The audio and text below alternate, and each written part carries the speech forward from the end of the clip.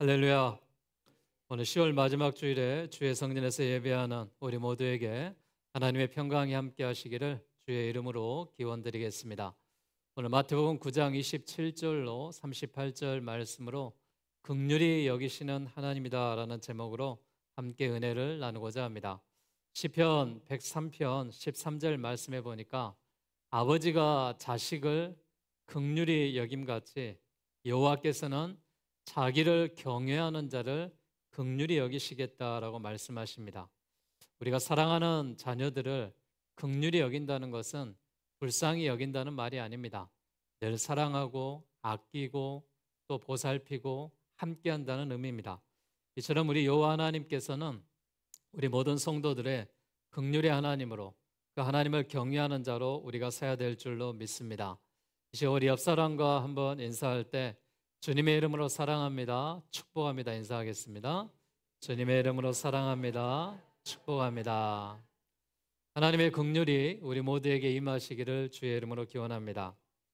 우리 자신을 바라보면서 혹 나는 불쌍한 존재다라고 생각해 보신 적이 있습니까? 물론 딱하고 어려운 형편과 처지에 있다면 얼마든지 자신을 불쌍하다라고 생각할 수 있죠. 다른 사람들은 넉넉하게 사는데 나는 늘 부족하고 힘들고 또 연약한 모습으로 살 때 내가 불쌍하다라고 생각할 수 있죠. 다른 사람은 좋은 이런 형편에 거하고 있는데 내가 그렇지 못하면은 나는 참 불쌍하다 이런 생각을 할 것입니다. 그러나 형편이 넉넉하고 가족 관계에도 힘든 일이 전혀 없는데 평탄한 사람들의 삶이 아니라 내 자신이 왠지 불쌍해 보이고 힘들어하고 우울해하는 사람들이 많이 있습니다. 신자는요, 자신을 불쌍한 존재로 바라보는 것이 얼마나 중요한지 모릅니다. 신자는 자신을 불쌍한 존재로 바라보는 눈이 있어야 하나님께서 우리에게 긍휼을 베풀어 주십니다. 우리가 말하는 이 불쌍하게 바라보는 눈은 이런 육체적으로 또한 우리의 생각의 삶대로 나타나는 그런 불쌍함이 아닙니다. 우리의 영혼에 대한 불쌍함이고 우리의 죄악에 대한 불쌍함이고 우리가 하나님 앞에 바르게 살지 못하는 그런 불쌍함입니다. 이런 불쌍한 모습이 우리 가운데 있고 하나님 앞에 나를 불쌍히 여기소서라는 고백이 있을 때 하나님의 긍휼이 우리 모두에게 임하는 줄로 믿습니다. 오늘 본문은 두 맹인의 간절한 외침으로 시작합니다. 다윗의 자손이여 우리를 불쌍히 여기소서라고 외칩니다. 우리가 종종 이 불쌍하다는 말을 들으면은 극심한 가난이 있는가, 질병이 있는가, 고통이 있는가 이런 사람들을 떠올 수 있는데 앞에서도 말씀드렸듯이 우리의 영혼의 긍휼함을 말하고 있습니다. 예수님께서는 이 나병 환자들을 치료하시면서 그들에게 시선을 돌려 방황하는 무리들을 향하여 이렇게 말씀하십니다. 추수할 것은 많되 일꾼이 적으니 그러므로 추수하는 주인에게 청하여 추수할 일꾼을 보내주소서 하라라고 말하고 있습니다. 육신의 눈이 먼 이 두 맹인과 예수님을 따라다니던 수많은 무리 중에서 누가 진정한 불쌍한 사람이겠습니까? 육체적인 눈으로 봤을 때는 이 두 맹인이 또 예수님의 치료를 기다리고 있는 수많은 환자들이 불쌍한 사람이겠죠.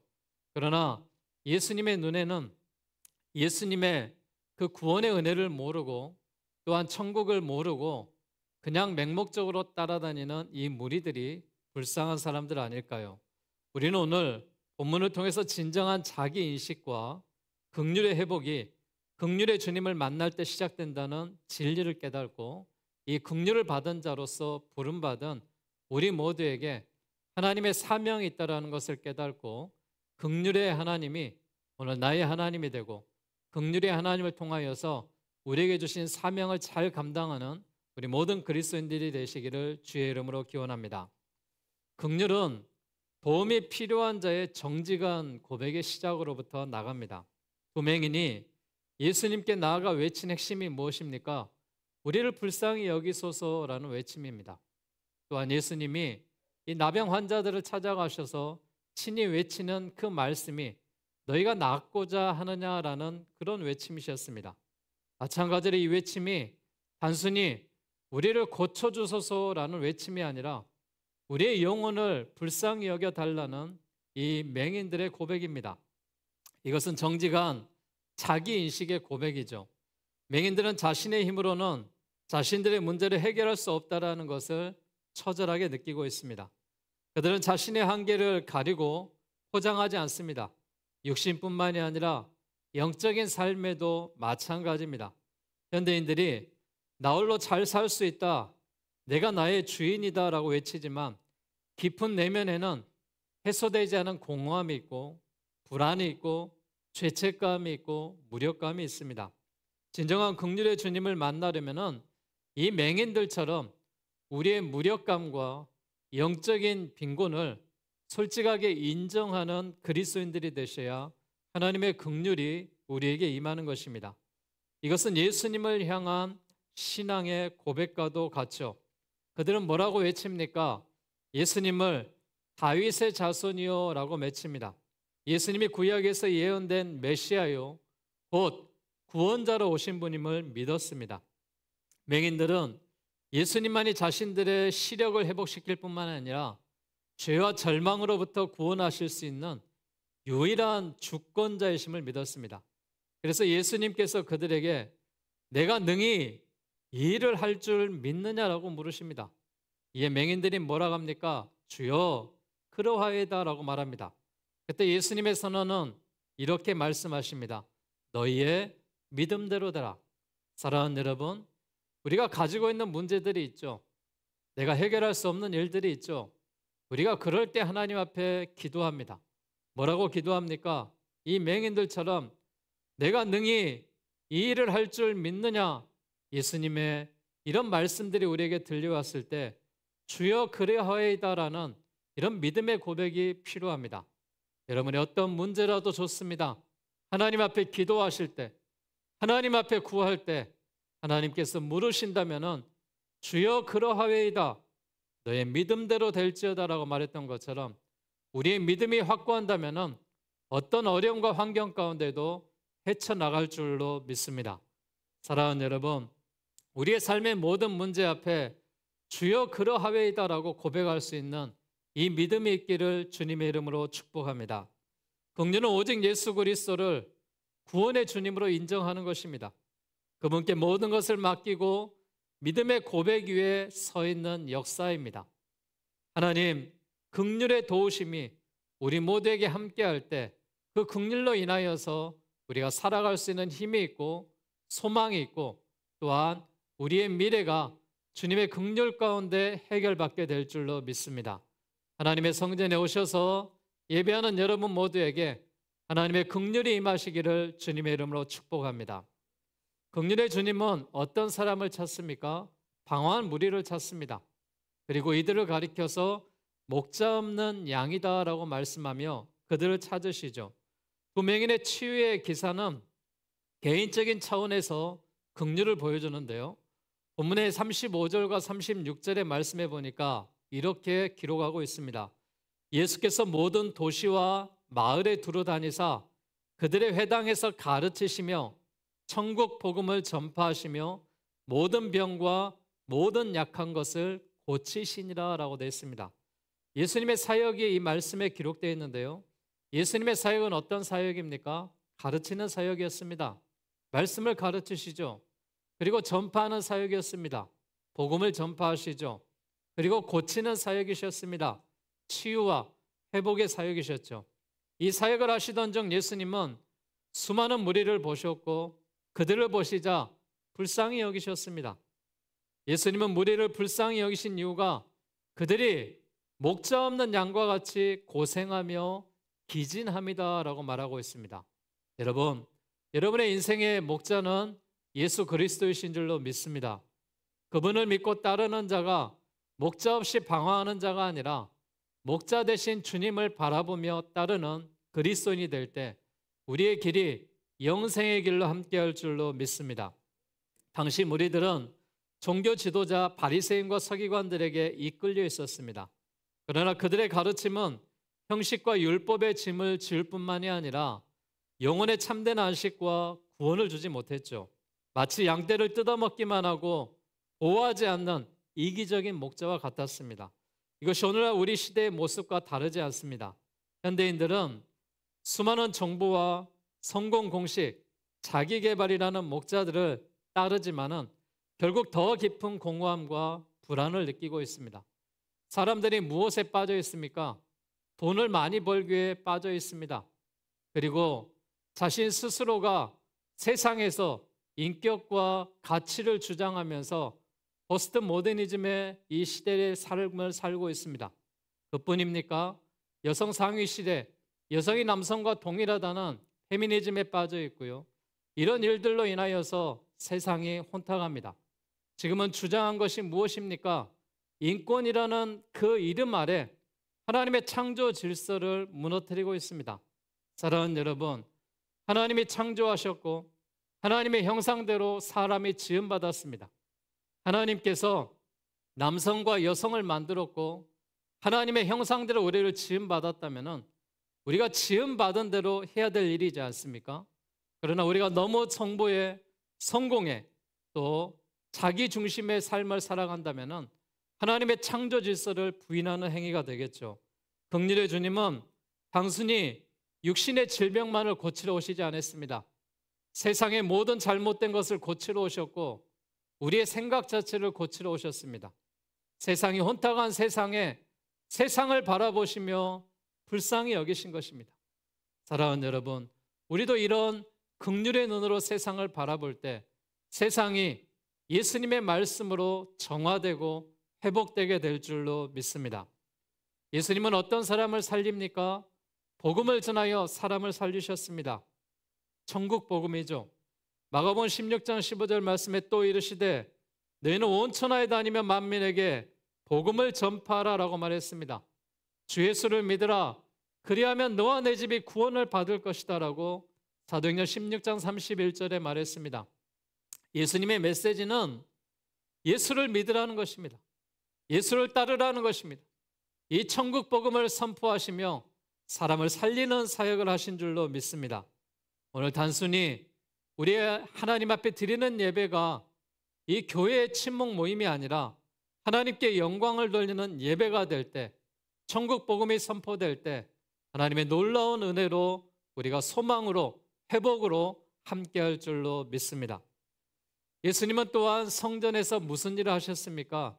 회당에서 가르치는 사역을 하셨습니다. 복음을 가르쳐 사람을 키워내는 것이죠.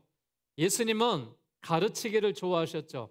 그래서 마태복음 5장에서 7장의 말씀을 우리가 산상수훈이다, 산상설교다라고 말하는데 예수님은 입을 열어 그들에게 가르치시며 산상보훈의 말씀으로 이렇게 말씀하십니다. 너희를 가르치심에 놀라니 이는 가르치는 것이 권위 있는 자와 같고 그들의 서기관들과 같지 아니함이라 라고 말했습니다. 사랑하는 여러분, 우리는 예수님의 말씀을 배워야 됩니다. 예수님의 말씀을 들어야 되고요. 예수님의 말씀을 지키는 자까지 나아가셔야 됩니다. 그래야 이 복음을 가르쳐서 사람이 세워지고 사람이 길러지고 하나님의 기둥과 같은 일꾼으로 세워지는 줄로 믿습니다. 예수님의 사역을 보시면은 복음을 통하여 사람을 고치는 사역을 하셨죠. 모든 병과 모든 약한 것을 고치셨습니다. 천국 복음을 전파하며 모든 병, 모든 약한 것을 고치셨다라고 오늘 본문의 35절에 말하고 있지 않습니까? 교회가 병약한 자도 살펴야 됩니다. 예수님의 능력으로 치유의 역사도 일어나야 됩니다. 그리고 세상에는 약한 사람들이 얼마나 많은지 모릅니다. 가난한 사람, 또한 정신적으로 연약한 사람, 우리가 돌봄으로 돌봐줘야 될 사람들이 얼마나 많은지 모릅니다. 여러분, 우리 목포 순성교회도 환자들이 너무나도 많습니다. 교회에 등록된 거의 40~50명의 인원들이 환우들이고 그들을 위하여 우리가 새벽마다 기도하고 또한 중병에 걸려서 또한 어렵고 힘든 가운데 남편의 병으로 인하여서 가족의 질병으로 인하여서 본인의 질병으로 인하여서 함께 고통받고 있는 자들이 얼마나 많은지 모릅니다. 사랑하는 여러분, 오늘 내가 이 자리에 있다면은 하나님의 건강을 주셔서 있는 거 아니겠습니까? 오늘 내가 이 자리에서 예배하고 있다면은 감사의 은혜가 우리 모두에게 임하기를 원합니다. 내가 큰 병에 걸리기 전에 병에 걸린 자를 위하여 중보기도할 수 있다면 이것이 은혜 아니겠습니까? 병원에 가보십시오. 당장 가도 우리가 예약을 받을 수가 없을 정도로 수많은 사람들이 있습니다. 또한 지인들을 통하여서 또한 예약을 해보지만은 한 달, 두 달 밀려서 중병에 대한 치료, 검사 받는 것도 어려운 그런 실정에 있습니다. 사랑하는 여러분, 하나님의 긍휼이 우리에게 임할 때 모든 치료의 역사가 다시 한번 나타나게 해달라고 하나님 앞에 기도한다면은 목자 없는 양같이 세상을 방황하지 않을 것입니다. 우리의 길이 되시고 우리의 소망이 되시고 우리의 인도자가 되시는 예수 그리스도를 나의 목자로 삼으시고 주님만을 의지함에 따르는 우리 모든 성도님들 되시기를 주의 이름으로 축복합니다. 우리 모두가 긍휼을 받은 자라면은 마지막 때에 주님의 추수할 일꾼으로 우리를 부르셨다라는 사명이 있기를 원합니다. 오늘 본문 37절과 38절에 보니까 제자들에게 이렇게 말씀하십니다. 추수할 것은 많은데 일꾼이 적으니 그러므로 추수하는 주인에게 청하여 추수할 일꾼들을 보내주소서 하라라고 말합니다. 예수님은 문제를 진단하는 데서 멈추지 않고 해결책을 제시하셨습니다. 해결책은 우리에게 사명을 부여하셨는데 어떤 사명입니까? 추수하는 주인께 기도하는 사명입니다. 추수할 일꾼을 보내주소서라는 기도는 우리가 이 사역의 주인이 아니라 추수하는 주인이신 하나님께 철저히 의존해야 됨을 가르치고 있습니다. 생명을 살리는 사역은 우리의 능력이나 계획으로 되는 것이 아닙니다. 오직 성령의 역사와 하나님의 은혜로 가능한 것이죠. 또한 우리는 기도의 응답으로 인하여서 일꾼이 되어야 됩니다. 예수님의 제자들은 결국 자신이 바로 그 일꾼으로 부름받았음을 깨달았습니다. 긍휼의 주님을 만난 우리가 이제 더 이상 이 긍휼을 받기만을 위한 존재가 아닙니다. 우리는 그분의 긍휼을 받은 자답게 이 긍휼을 세상으로 흘려보내는 긍휼의 통로가 되어야 될 줄로 믿습니다. 긍휼의 눈이 되어야 될 줄로 믿습니다. 우리 교회가 이 지역을 살려내는 긍휼의 또한 지역과 하나님의 역사가 있는 교회가 되어야 될 줄로 믿습니다. 우리 주변에 추수의 밭은 멀리 있지 않습니다. 매일 만나는 직장의 동료, 가족, 이웃, 온라인 공간에서 절망하고 있는 영혼들, 이들이 바로 영적으로 목자 없이 방황하는 추수할 무리들 아니겠습니까? 사랑하는 여러분, 우리 모두가 이 긍휼의 눈으로, 긍휼의 시선으로 세상을 바라보며 살아가시기를 원합니다. 영적인 맹인들을 알아보는 이 비전기도를 실천하여 우리가 이웃과 동료들을 위해서 영적으로 방황하는 이들에게 다윗의 자손이여 우리를 불쌍히 여기소서 주님 앞에 기도했던 것처럼 우리 사랑하는 동료들을 위하여, 사랑하는 이웃들을 위하여, 가족들을 위하여 하나님의 긍휼이 임하게 해달라고 기도해야 될 줄로 믿습니다. 이 긍휼을 통한 언약적 사랑의 실천이 가족, 특히 배우자나 자녀가 영적인 어려움에 처해 있을 때 우리가 기도함으로 인하여서 목자 없는 양이 아니라 목자 있는, 길 잃어버리는 그런 양이 아니라 길을 찾는 그런 양들이 되게 하실 줄로 믿습니다.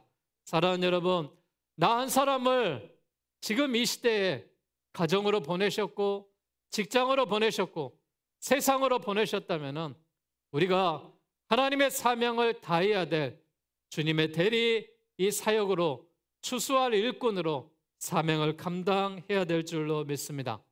오늘 저는 긍휼의 하나님에 대해서 말씀드렸습니다. 긍휼의 시선으로 일꾼으로 나아가자라고 말씀하셨습니다.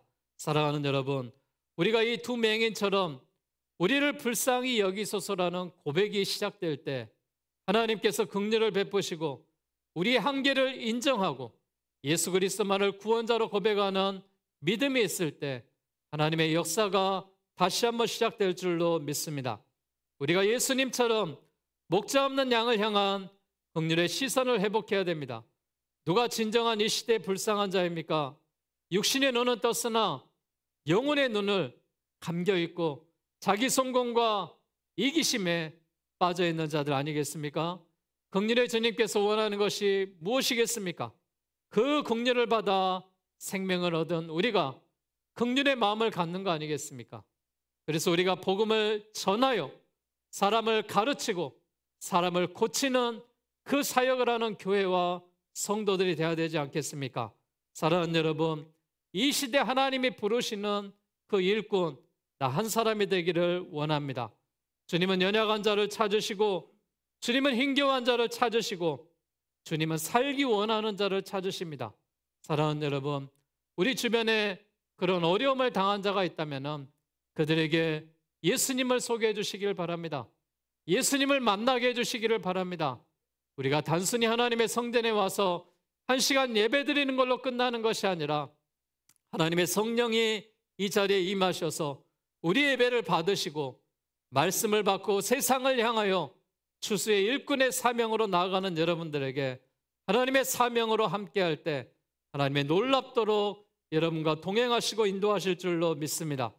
우리의 삶의 목적이 하나님의 영광을 위해서 살아가시고 예수 그리스도의 긍휼을 받은 자답게 이 세상에 긍휼의 빛을 비춰서 하나님의 크신 은혜와 주권을 온전히 하나님을 향한 찬양으로 나아가시고 하나님의 영광으로 나아가셔서 오늘 우리에게 주시는 이 말씀처럼 도움을 구하시고 또한 이 목자 없는 양같이 방황하지 마시고 또한 우리가 목자의 이 사명으로 하나님의 사명을 받은 자답게 세상을 향하여 나아갈 때 우리와 동행하실 줄로 믿습니다.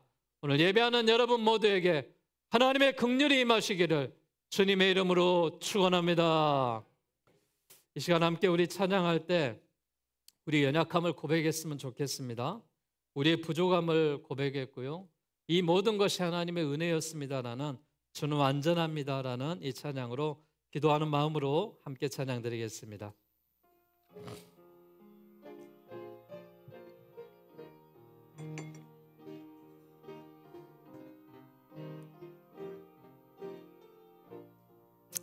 주여 우린 연약합니다.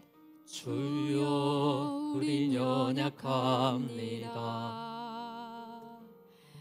우린 오늘은 힘겨워합니다. 주 뜻 이루며 살기에 부족합니다. 우리 연약합니다.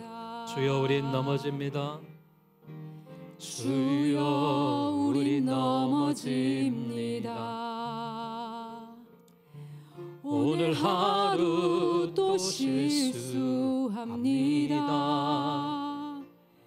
주의 긍휼을 구하는 죄인입니다. 우린 주만 바라봅니다. 한없는 주님의 은혜 온 세상 위에 넘칩니다. 가릴 수 없는 주 영광 온 땅 위에 충만합니다. 주님만이 길이 오니 우린 그 길 따라갑니다. 그날에 우리 이루실 주는 완전합니다. 한없는 주님의 은혜 한없는 주님의 은혜 온 세상 위에 넘칩니다. 가릴 수 없는 주 영광 온 땅 위에 충만합니다. 주님만이 길이 오니 우린 그 길 따라갑니다. 그날에 우리 이루실 주는 완전합니다.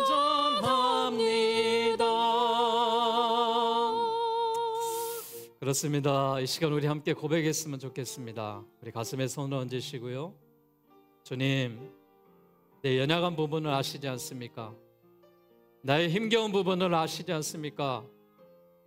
우리가 늘 넘어지며 하루하루를 실수하며 삶을 살아갑니다. 그러나 하나님, 하나님의 형상으로 창조된 우리 모두가 하나님이 주시는 생명으로, 인격으로 우리가 살아갑니다. 주님이 주시는 세상에 하나님, 우리가 실수하고 연약하고 부족하지만 하나님의 성령으로 우리를 채우사 우리의 부족함 가운데 길을 내시고 우리의 부족함 가운데 이 하나님 인도해 주시기를 원합니다. 하나님, 광야에 길을 내셨듯이 사막에 물을 하나님 내셨듯이 우리의 심령에 길을 내시고 우리의 심령 가운데 하나님 긍휼의 하나님으로 함께하여 주셔서 우리가 모든 연약한 부분들이 예수의 이름으로 치료받고 하나님 회복되게 해달라고 우리 하나님 앞에 가슴에 손을 얹고 주여 한번 외치고 우리 모두가 하나님 앞에 기도하겠습니다. 주여, 아버지 하나님이여, 아버지 하나님, 우리의 연약함을 주님 앞에 고백합니다. 나의 연약함을 하나님 앞에 고백합니다. 하나님의 은혜가 아니고서는, 하나님의 역사가 아니고서는 우리가 하루도 살아갈 수가 없음을 주님 앞에 고백합니다. 주여, 우리의 연약함을 긍휼히 여겨주시옵소서. 나의 힘겨운 부분들을 긍휼히 여겨주시옵소서. 아버지 하나님, 우리가 늘 넘어지고 연약합니다. 주의 교우들이 힘들어하는 자가 너무나도 많이 있습니다. 아버지, 이 시대 환우들이 얼마나 많은지, 고통받고 있는 자들이 얼마나 많은지 하나님 앞에 긍휼을 구합니다. 주여, 긍휼을 베풀어 주시옵소서. 주여, 은혜를 베풀어 주시옵소서. 주여, 소망의 하나님이 함께해 주시기를 원하오니 여호와 아버지 하나님 인도하여 주시고 함께하여 주셔서 우리 모두가 긍휼의 하나님을 만나고 회복되는 역사가 있게 하여 주시옵소서.